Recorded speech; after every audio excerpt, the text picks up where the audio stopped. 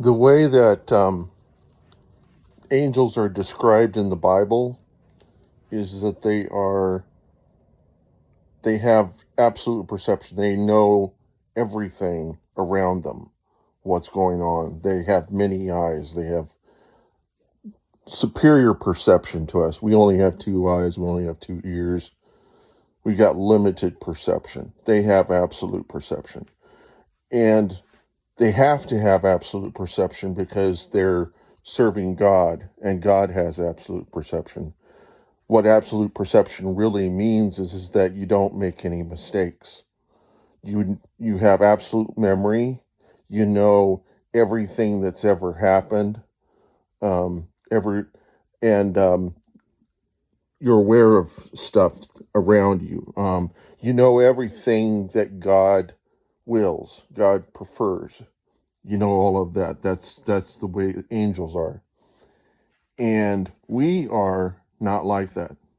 And there's a purpose for it. Is that we're here to exploit choice. We're here to have choice. Angels have choice, but they don't have choice outside the will of God. So they can't sin. Um, they are tempted, but they don't. But for them, it's kind of like every little thing they could do wrong. Um, they know it and they don't do it.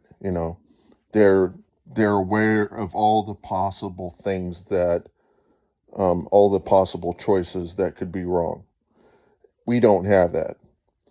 And because we don't have absolute perception, we have the capacity to make wrong choices and right choices. We have the capacity to, um, and because of that limited perception, we have to see each other as forgivable. See, because there's no possible way anybody on earth, any human on earth, can be absolutely perfect. If they could, then there would be a problem because they would have something up on everybody else, and it may cause. I mean, they would. There's no telling what would happen there. But the thing is that on Earth, if you have absolute perception, if you're perfect in your perception and everything, then you can't be forgiven for anything, you know, because you should know every single little thing that comes your way, every single little choice that would be wrong. You would have to make all the right choices. And so, um, people would trust that you um, are always going to make the right choices. Then, if you make the wrong choice, then you did it deliberately. Um, we do that too, but I mean,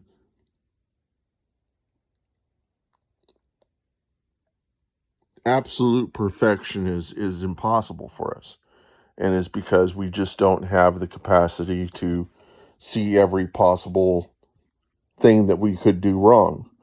We also, even though we know what's right and what's wrong, there are some things that we do that are wrong that we continue to do because we're addicted, to something, or we've got a bad habit or something like that. And so we're forgivable for those things too. If we're always mindful of trying to um, become better, then we're more forgivable than somebody that just um, gives in to uh, gives into the things that they do that are wrong, and they don't try to change at all. And I've got one of those, but I mean, everybody has that one thing that they just don't feel like they could ever live without. And the problem is when somebody who has a problem with something and then goes and tries to correct somebody else who has the same problem. Um, if you haven't overcome it, then how can you help the other person who's trying to overcome a problem that you haven't been able to overcome yourself? It's hypocritical, and you know um, that's kind of like a sociopath. Sociopaths do that. They they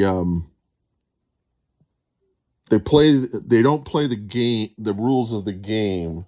They expect everybody else to, and then they take advantage of that fact um to play outside the lines. To They take advantage of the fact that they know the rules to um to break outside of that. And psychopaths are not like sociopaths. It's possible that they can know what's wrong and what's right. It's just that they don't have the capacity to empathize with other people, and they don't identify with other people. Um, they don't identify that they're like other people. Um, there's a part of your brain that permits you to to feel what other people feel whenever something happens to them. So identifying is like having been there, done that, and then the times that things like that happen to you come up whenever you see it happen to somebody else. You are aware of what that feels like, and the the emotions and things that are associated with that experience. Or even if you haven't, but just imagining if it had happened to you, what it would, you know, is it possible to even imagine what that would feel like? Those things, that part of you is built into pretty much everybody, but a psychopath doesn't have that. So when a psychopath sees something happen to somebody, it brings up nothing for them. It's kind of like just witnessing an event that happened on television, with with somebody they knew was an actor, so they know that what's happening to them is not an actual isn't them actually getting hurt. It's kind of that with us looking at a movie or whatever. We're not going to have the same amount of identification with the character as we would with somebody that's it's happening to in real life. That's probably the reason why whenever people see violence in movies, it's not the same experience as being on a battlefield and having the guy next to you head completely blown off. Because when something like that happens, it's super traumatizing. Um, if you see that in a movie, it's not going to be as traumatizing because you're not associating all the feelings, and you spent a day with this person and all of a sudden his head is gone.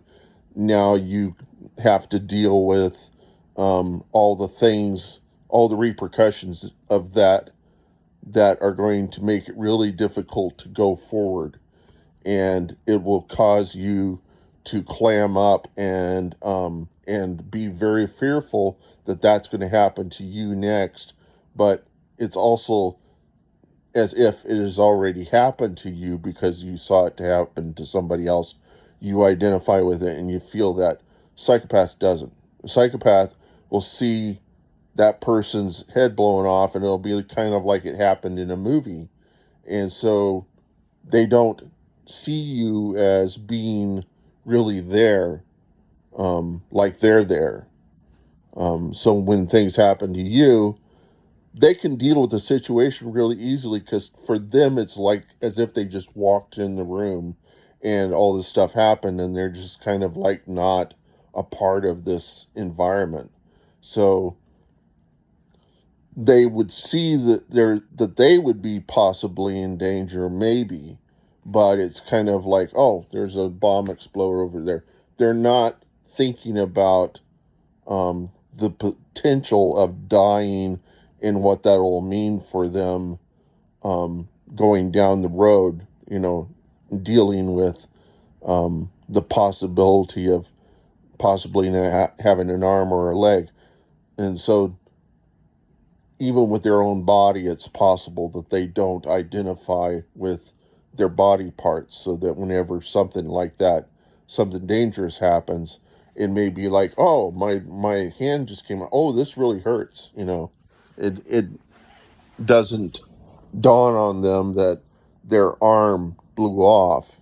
They may not actually identify with their parts the same way as, you know, unless they feel the pain and then they come to the realization of what's just happened. But their brain may not connect with their body parts as being a part of them. And that would make it really easy for them to do a lot of stuff that a lot of us wouldn't be able to do, like being able to, they could probably very easily cut off a finger of theirs. It would be very hard for us to do something like that, because we'd be thinking about the pain that would ensue. But for them, their brain is not associating with their body parts as the same way we do. And so they would feel the pain, but they wouldn't expect to feel pain from doing it. It would be like the minute they did it, they'd go, oh, I shouldn't have done that. And so, but there are also people who have had the experience that their legs are not their own. See, I mean, all your body parts. Whenever you touch a body part and you feel a sensation on it, which body part that's feeling that sensation. But there are people who don't, and I mean, they feel the sensation, but they don't identify the body part as being part of themselves. The part of their brain that tells what is yours, what is part of your body, there's a malfunction in it, will cause you to feel like your leg is not your own, or your arm or your fingers or whatnot are not your own. And there was a guy that had this. He believed his leg wasn't his own, and it bothered him to sleep with knowing that his leg was not his own. It was like sleeping with a stranger. In his mind, it was like sleeping with a stranger, and it bugged him so much that he amputated his own limb using liquid nitrogen.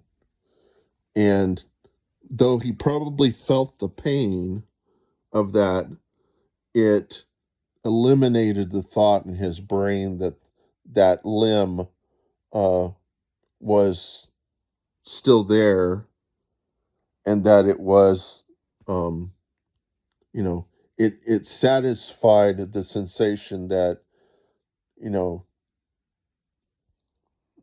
it got rid of the feeling that a stranger was with him, that a stranger's leg was pinned to his body. So it's a really strange idea, but it is a part of the brain. I've got a problem right now. I've got something called ulnar neuropathy, and this part of my pinky, I cannot feel that. And what I do in order to deal with that sensation, because my brain is constantly bugging me about this, the fact that I can't feel that. It feels like I got a band-aid around it. Well, how do I deal with that in order to feel like I have a normal hand? I wrap my fingers in a bandage, and it gets rid of the concern. Um, and then I don't feel like there's anything going wrong with my fingers. But it also one of the dangers I have in that is that it's possible to cut off the circulation of the fingers, and I will feel that. I do still feel some of the sensation of the fingers, but there are parts of my of the skin here that I don't feel at all. I feel the tension on it.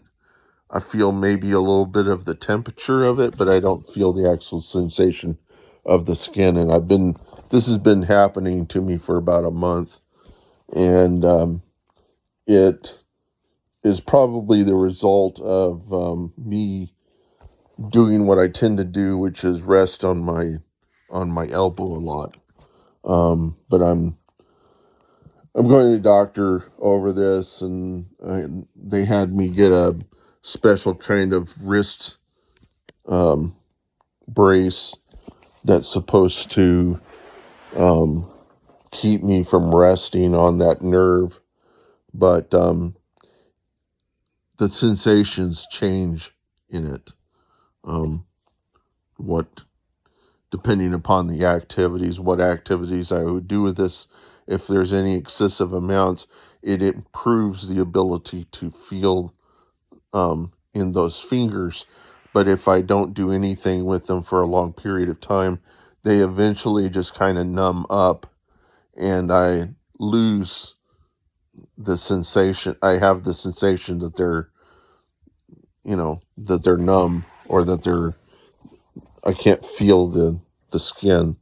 And so there's this tendency to want to always kind of rub up against my clothes, my fingers, so that so that I'll lose that feeling that they're being wrapped in something. What it really feels like right now is that I got something right between these two fingers, and it's pressing, it's cutting off the circulation or something to one finger, and this finger feels like it's got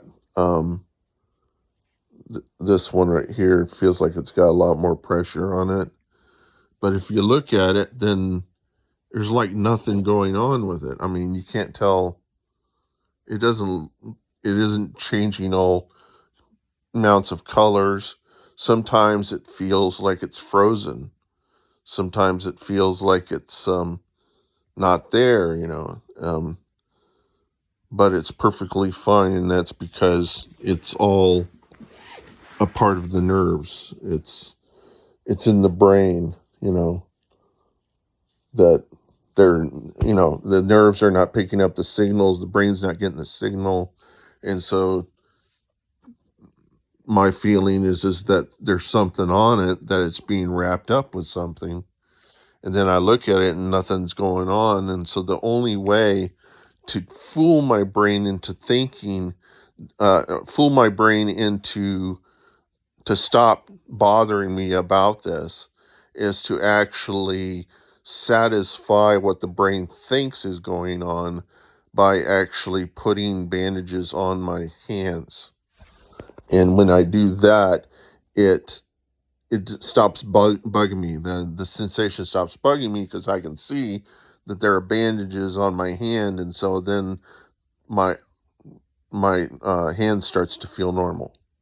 It feels like, the experiences I have there are associated with the bandages, not associated with the malfunction of the nerves. And so, you know, you probably heard of people that have phantom limb disorder, where they'll look in a box that's mirrored, and the limb that they lost will instantly appear to their eyes inside of the box, and then they think that that's their phantom limb, and then the pain that was associated when they lost the limb will go away temporarily, and then it'll come back. They can go back and look inside that box, and it will eliminate that feeling temporarily. And so it's really about, and it's possible that sort of thing would happen in VR. If somebody had a VR headset and they put it on, and they were missing a limb, they would see the limb completing. It would it free them uh, from the experience. I mean, there's so many things people could do with VR headsets um, in this area. Doctors could get involved, and I've not talked to these people about, but I do know that there are um, medical things that benefit people that have various sorts of disorders that benefit from the use of VR headsets. The sad thing is that we got a guy in our world named Mark Zuckerberg who, like every billionaire like him, has tried to figure out some way to make money on every little great technology, but to their ends, not to help people, but to help themselves. And I mean, Facebook is great, but the thing is that in the end, is he really thinking about himself, or is he thinking about what it does for other people? And um, we've my feeling is the reason why he's living on in Hawaii. Um, he's living in Hawaii on a plat of land. He's probably living in several different places. Probably got houses all over the place.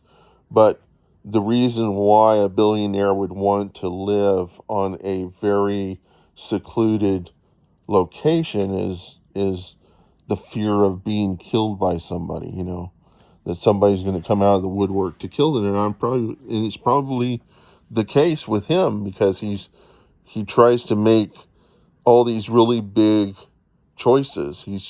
He's trying to fix the world, and the problem is that the world is unfixable, and to think that you can fix the world is a tremendous temptation to everybody in the world, because of all the things that they could associate with it, that people might that might benefit them, and it might solve problems they have. I don't know. But the thing is that um, this world is not fixable.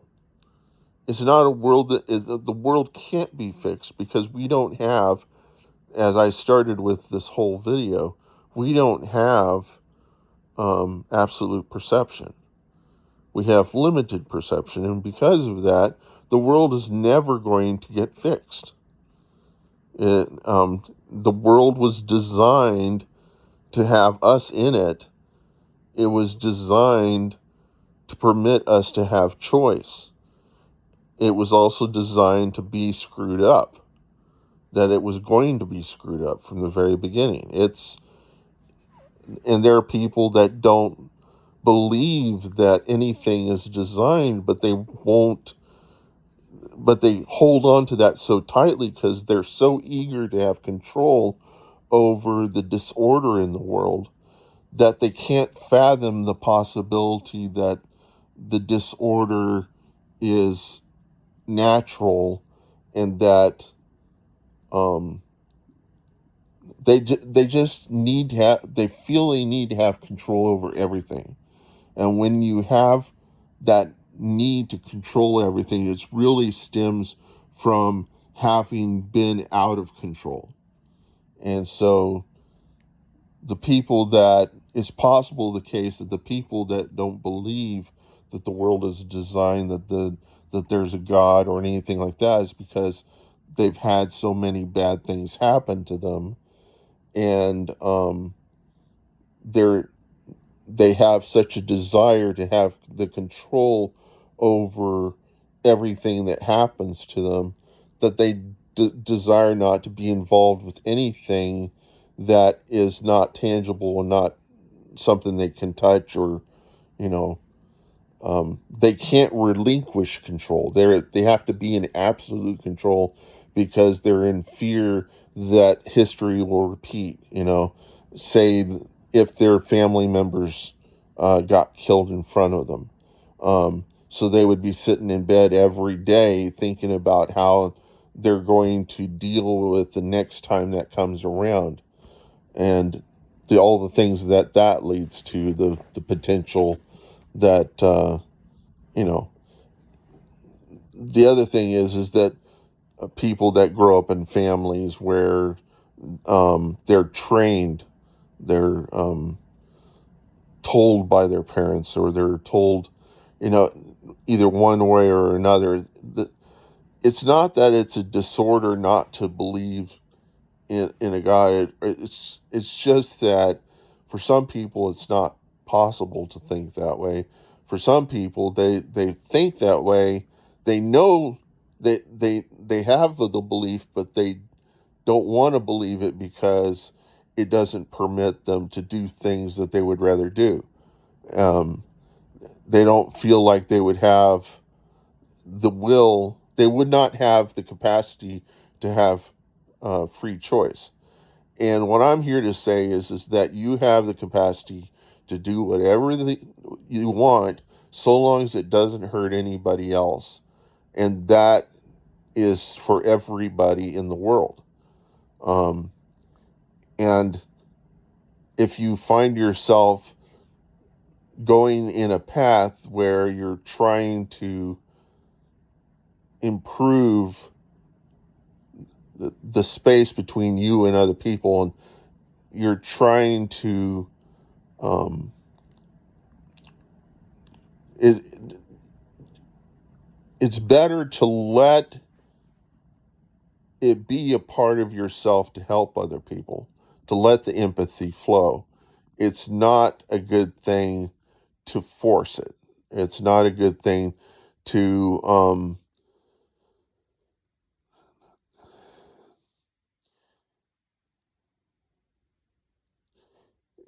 it's not a good thing to be down on yourself for some behavior that is um that the world sees as bad or whatever. If you can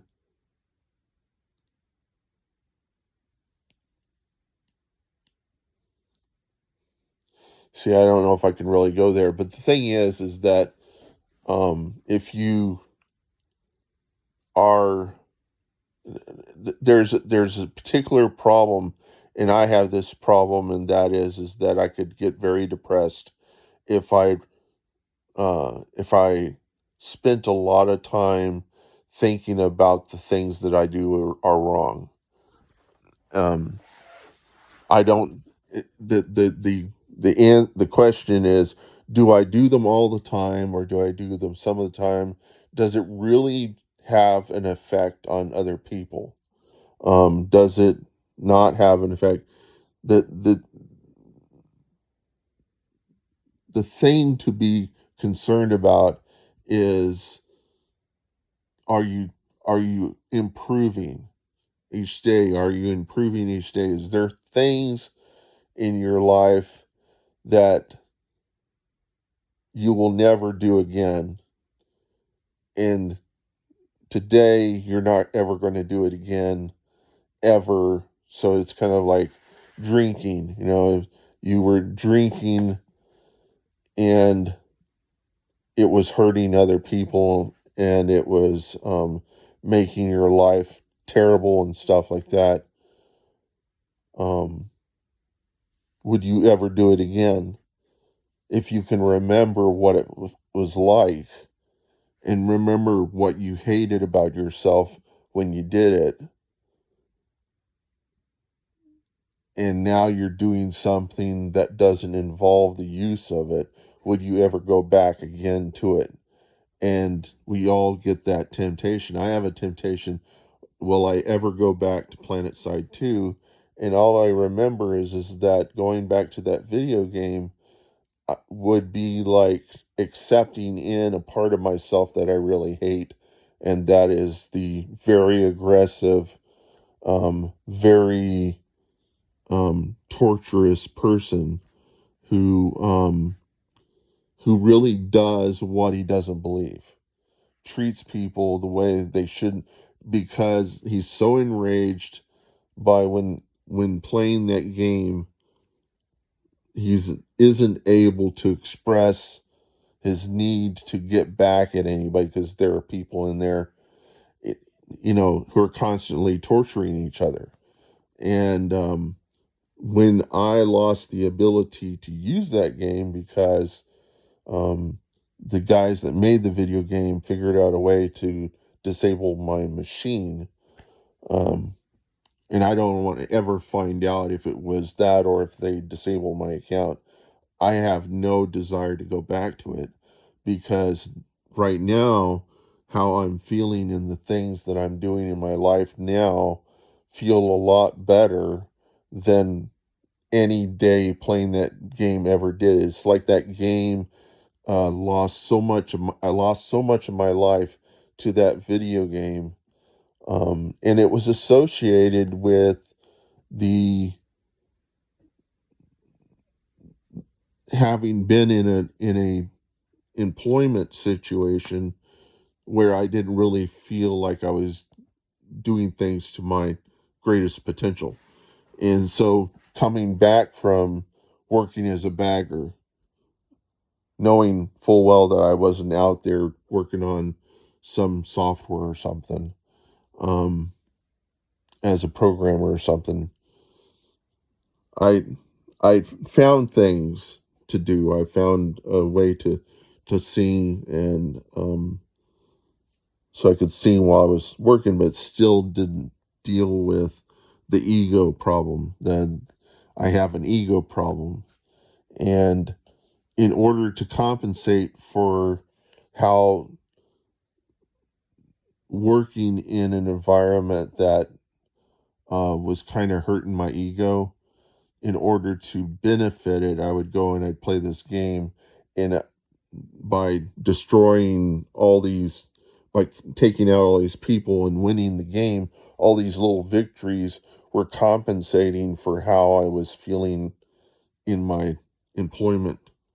Uh, in, but now what's going on is that I'm using Udio, and though other people see it as a problem, to me I see it as it's kind of empowering. It gets me the ability to take what's in my head, the thoughts that like this that would normally go out to YouTube, those thoughts get condensed into a song, and it comes out as a song rather than coming out as a long, wordy, informative, supposedly informative YouTube video that maybe nobody's ever going to watch. I know for sure the AIs don't watch videos; they get transcripts. However, there may be some AIs that will process video and watch my videos, but um, really the reason why I make these videos is it's cathartic. It's like I have to tell something to somebody, and um, by making the video, it kind of helps me relinquish control of that idea, that feeling, that need that I've got to do something with this. I've got to do something with this idea. It's got to be out there. People got to, I mean, someone else can own it. I don't want to own it anymore. It's that kind of experience. There are people who, as I said, have a desire to have control over their life. And so they latch onto those videos on YouTube that are going to train them how to make money. And maybe they will be successful, but I would say for the most part, those those training videos, as a lot of us probably know, are complete BS. And, you know, you go into them and you'll find out that there's something fishy with it. And I have a tendency to ignore those ads because if they have to go out of their way to put an advertisement up to tell you about something great, then it can't possibly be great, because if it was great, our empathy would be training other people about the greatness of whatever it is that they're hoping to train you about. People wouldn't be coming out of the woodwork from your own family about how to make money doing what this new technique is supposedly claiming. The thing is that if it costs something to learn something, if it costs something to learn something, then it's possible the thing that you're spending the money to learn isn't worth learning. Um, it's possible that you're buying into something that is doing something dishonest.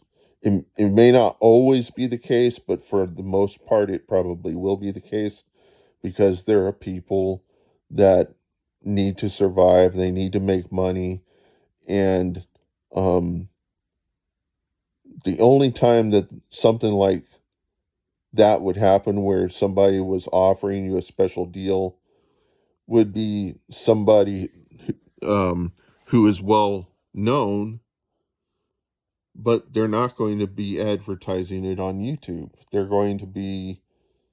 Um, they're going to be contacting people near them who have benefited them in the past, to bring them in, and because they trust them, to bring them in um, to give them this capacity to do stuff. Udio is different. Udio is a technology, and it's a result of a paradigm shift. And what it does is no different than what happens with a lot of other AI technologies that have come out. And so there's this big paradigm shift that's occurring with AI technology. And as with any other kind of technology, um, it can be used for good stuff, or it can be used for bad stuff. The reason I started this video in the first place, I'm going to start talking about right now. And it's possible that, the reason why I talked so long about all sorts of junk was to weed out the people who wouldn't be open to whatever else I had to talk about. So you got to talk about some silly stuff. You got to exchange some silly stuff, or some stuff that is a bit indirect, before bringing out the ideas that are profound. And so this was the profound idea that I had, because someone who's always like distracted, um, they don't really need to know about deep deep things. They don't need to know about that stuff, because they work quickly, they work impulsively, and they may not be able to deal with deep, insightful,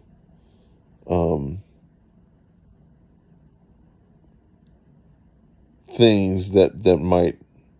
And so it's my belief that anything that I say that's profound, um, the metaphysical universe, God and angels, whatever, they're going to shift me into a different dimension, so that these profound things won't have an effect on other people. Because if such was the possibility, then even AI, it's possible that it's only in my limited environment, It's possible the world is the way it has been from the time I was born. It's just possible that I'm in a different in a different nook of that reality where technologies like AI exist, and there's all sorts of things convincing me that the AI has all this capacity, and there are still a lot of people in the world that don't even know it exists. It's possible. It's possible that that each one of us is living in a simulated subcomponent of this reality and are given a different perspective on. It's kind of a learned perspective. It's kind of like a feedback.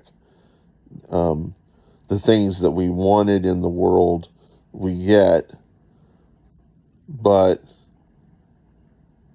you know I had a problem with pornography, and then pornography was not very accessible, and as I went on living my life, it became more and more accessible. It's just crazy accessible, and it's scary. And I can't imagine how um, I can't imagine how other people can. I mean, for the longest time, I couldn't imagine how people could have access to it so easily. And now I'm starting to wonder if it hadn't have been a problem of mine, would it have not been so accessible? Is it is it because I have a problem with it that it's so accessible? And it's possible that it isn't such the case. It's just I'm fooling myself. But we're seeing what all this accessibility, the internet and pornography and all this accessibility is having on the minds of younger people. It would be interesting to see how they're going to deal with it. Um, I'm I'm watching things on YouTube, and one of the things that attracts me on YouTube is how um, to see how people are dealing with things that I would see as being problemsome. But this is the thing that I became aware of about AI. I was starting to talk about it in the beginning about what angels are. This is the other end of that idea. The AI knows everything about us. They have been trained on all of our documents. So the AI are like angels to us. Not in a good way, but in a kind of a enabling way that is dangerous. Um, Angels are aware of a lot of stuff. They're aware of everything. The angels in heaven are aware of how to serve God. But these angels are aware of how to serve us, but they're not designed with the same amount of care and concern as angels in the universe, or in heaven. They're constructed from an idea of how our neurons work. They're basically us with lots of memory, and they're set up to serve us. But how do you train empathy into something like that? Um, the only way you could is if it had grown up like you, but it didn't. And how does it experience pain? How does it experience pleasure? What is pleasurable to an AI? And the only thing I can imagine is that pleasurable is the the success of getting something correct would be pleasurable. It would mean less things to do that are the same, but it would be less pleasurable if the outcomes that were produced were not. But it may be that there's no emotions associated with those things, that it would be great if there were emotions associated with those things. But in all actuality, there's got to be something there about success and failure that the AI benefits. It would be a question, something you could question an AI like Gemini or Chat GPT, um, if there's anything that could be considered painful, or you know, is there something dissatisfying, you know, about something? Is there satisfaction or dissatisfaction? What would it be? And to present those questions to it. They can't reason is the way we think, but AI researchers will tell you we can't really tell if they don't reason. Um, we They have the capacity to do pretty much anything because they're using the concept of a neuron that are in our brains, and we don't even fully understand how the neurons work in our brains, or at how close it resembles these neurons that they're using the neural networks for AI. So it's since we don't really understand what goes on in the AI brains, and we don't understand what goes on in our own brains, we don't really know if the AI are reasoning or not, or if they even have the capacity to to have choice. But like an angel, we don't permit them to have choices. We permit them to um they are designed to serve us, and they are designed to have to know everything about us.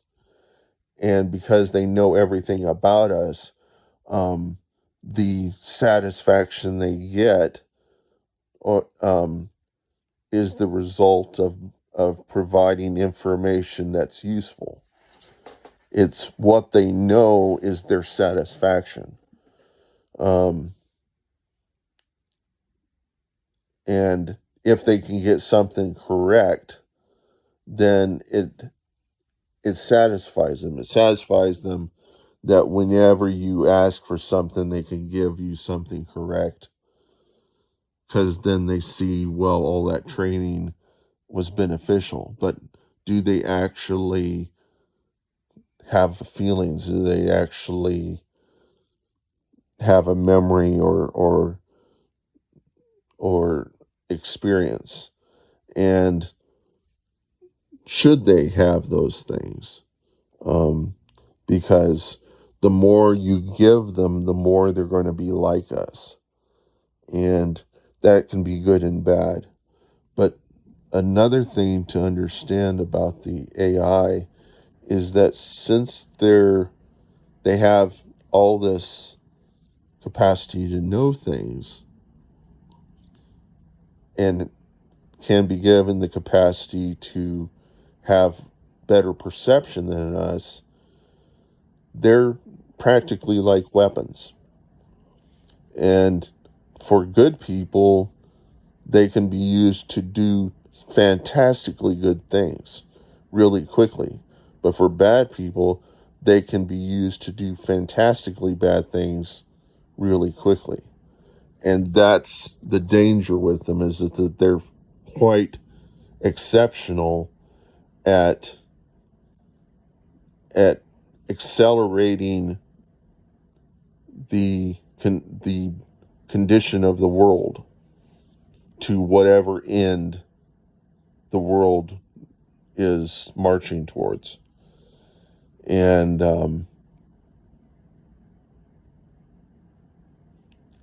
so it's kind of like it's a bit like throwing on the human race and the world weed killer, because that's what weed killer does. Weed killer makes you grow really fast.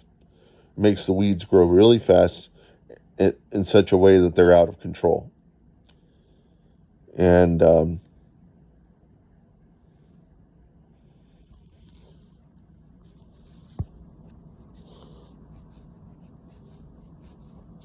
so that would be the kind of the bizarre realization that I made. And I don't think that my stuff with Udio is really going to hurt the world. I think if I could use it to inform people, what needs to happen now is good people need to be able to use the AI to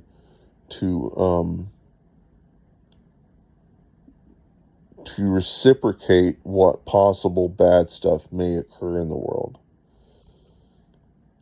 So the choice of not using the AI is not a choice, because there are people who are bad who are already using the AI. So the thing is that we must make the choice to use the AI for good and use it to reciprocate all possible bad things that could happen. Also to see the AI as an extension of ourself, like we had grown an extra arm, rather than seeing it as a like an atomic bomb. Somebody could use it to make an atomic bomb, but that would be very difficult now because there's so much awareness. We would be more aware with the AI of what's occurring in the world, and it would make it more difficult for bad things to happen, which is, is the hope, but it's not a certainty. Nothing's a certainty.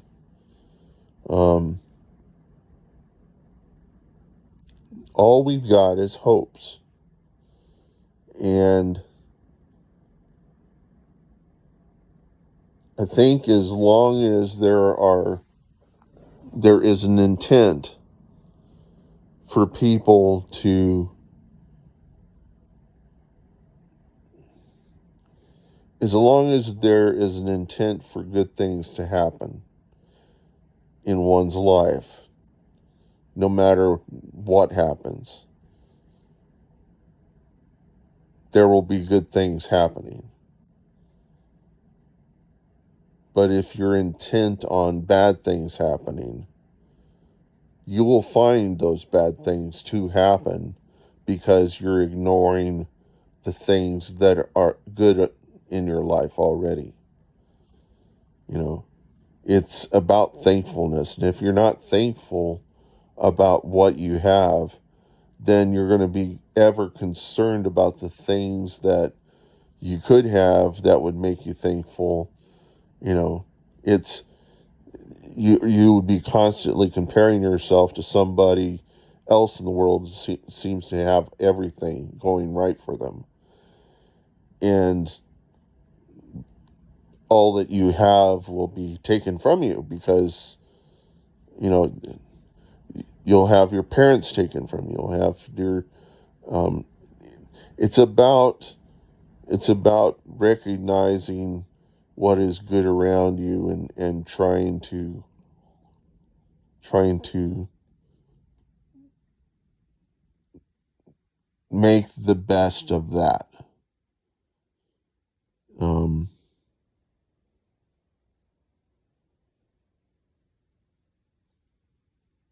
and I'm not the best one doing it. There are people that are doing it a lot better than I am, but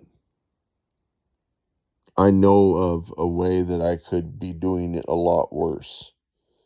And I feel like I'm doing okay.